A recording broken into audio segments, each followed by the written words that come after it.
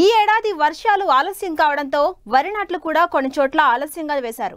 ప్రస్తుతం చాలా చోట్ల పిలక చేసే దశ నుంచి దుబ్బు చేసే దశ వరకు వరి పైరుంది. అయితే ఈ సమయంలో రకరకాల పురుగులు ఆశించే అవకాశం ఉందంటున్నారు శాస్త్రవేత్తలు. వీటిని గమనించిన వెంటనే సకాలంలో నివారణ చర్యలు చేపట్టినట్లయితే అధిక దిగుబడులను పొందేందుకు ఆస్కారం ఉంటుందని సమగ్ర సస్యరక్షణ చర్యల గురించి తెలియజేస్తున్నారు రాజేంద్రనగర్ వరి పరిశోధనా కేంద్రం ప్రధాన శాస్త్రవేత్త రామగోపాల్ వర్మ.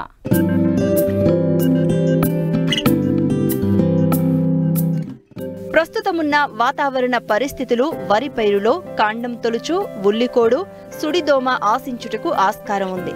చాలా చోట్ల వరి పైరులో ఈ పురుగులు ఆశించినట్లు శాస్త్రవేత్తలు గుర్తించారు. ముఖ్యంగా కాండం తొలుచు పురుగు నారుమడి దశ నుంచి పైరు కంకివేసే దశ వరకు ఏ సమయంలో అయినా ఆశించి నష్టం కలుగజేస్తుంది.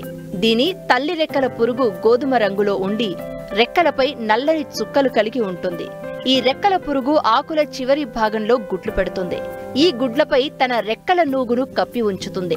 5 నుండి 9 రోజుల్లో ఈ గుడ్ల నుంచి పిల్ల పురుగులు బయటకు వచ్చి మొక్కల మొదళ్లకు చేరి లేత కాండాలకు రంధ్రాలు చేసి లోపలి కణజాలాన్ని కొరికి తినేసి తీవ్ర నష్టం కలుగజేస్తుంది.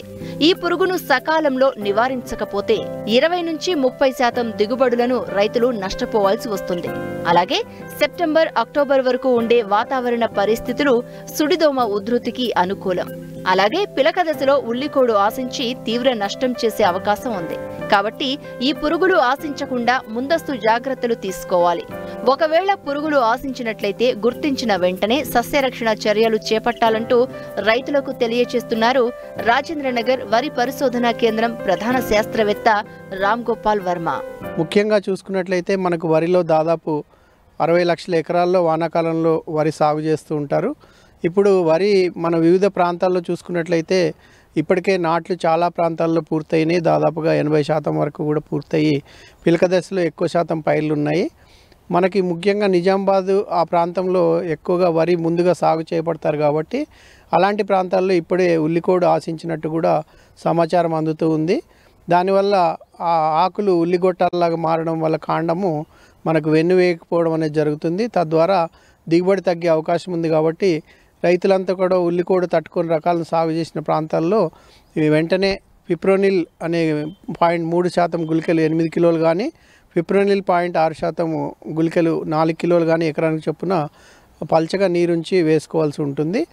అదేవిధంగా కొన్ని ప్రాంతాల్లో ఇప్పుడిప్పుడే కాండం తొలిచే పురుగు ఆశించి మనకు మొవ్వులు చనిపోతున్నట్టు కూడా కొంత సమాచారం అందుతూ ఉంది. కాబట్టి మన పొలంలో ఎక్కడైనా రెక్కల పురుగులు కనపడుతూ ఉన్నాయా, పసుపు రంగులో ఉండి మనకు ఆకుల కొనల మీద ఏమైనా రెక్కల పురుగులు కనపడుతుంటే వాటి కాండం తొలిచే పురుగు ఉధృతిని గమనించుకోవాలి.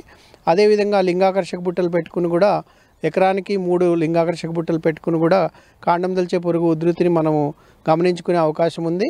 దానిలో బుట్టకి 25 నుంచి 30 పురుగులు పడినప్పుడు మాత్రమే మనము సస్యరక్షణ చర్యలు చేపట్టాల్సి ఉంటుంది.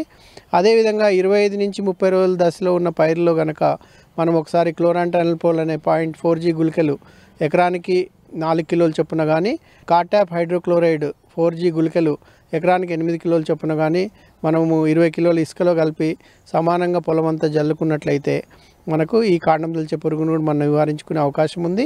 ఇదే కాకుండా మనకు ప్రధాన సమస్య మనకు వానాకాలంలో వచ్చే దానిలో సుడిదోమ అనేది చాలా ప్రధానమైన సమస్యగా ఉంటుంది. కాబట్టి ఇప్పటి నుంచి కూడా రైతులు సుడిదోమను ఎక్కడన్నా ఆశిస్తుందా లేదా అనేది గమనించుకుంటూ సెప్టెంబర్ మాసంలో ఈ సుడిదోమకు సంబంధించిన యాజమాన్య చర్యలు తప్పనిసరిగా చేపట్టాలి.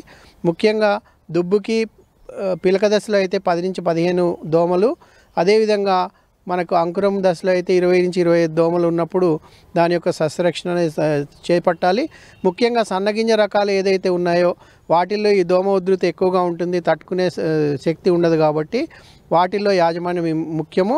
ప్రధానంగా చూసుకున్నట్లయితే ఇప్పుడు ఈ దశలో ఆశించేటువంటి ఆకు తినే పురుగులకు గనక మనం క్లోరోపైరిఫాస్ కానీ, ప్రొఫెనోఫాస్ కానీ, లాంబ్డాసైలోత్రిన్ కానీ ఇలాంటి పురుగు మందుల వాడకాన్ని తగ్గించుకుని మనము ఉన్నట్లయితే దోమ ఉధృతికి దోహదం చేయకుండా ఉంటుంది. కాబట్టి ఈ సూచనను పాటిస్తూ దోమ ఉధృతి గమనించిన వెంటనే పైమెట్రోజైన్ అనే మందు 0.5 గ్రాములు లీటర్ నీటికి చొప్పున కానీ, లేకపోతే డైనోటెఫ్రాన్ అనే మందు 0.4 గ్రాములు లీటర్ నీటికి చొప్పున కానీ, లేదా ట్రైఫ్లూమెజోపైరిమ్ అనే మందు 0.48 ml లీటర్ నీటికి చొప్పున కానీ, ఈ విధంగా మనం మందుల్ని మార్చి పిచికారీ చేసుకున్నట్లయితే ఈ దోమ ఉధృతిని మనం సకాలంలో నివారించుకుని అధిక దిగుబడులు పొందే అవకాశం ఉంది. ఈ వానాకాలంలో ఈ 3 పురుగులు మనకు ప్రధానంగా వరిని ఆశించి వానాకాలంలో నష్టం చేస్తాయి కాబట్టి వాటి మీద మీరు అప్రమత్తంగా ఉండాలని శాస్త్రవేత్తలుగా సూచిస్తున్నాం.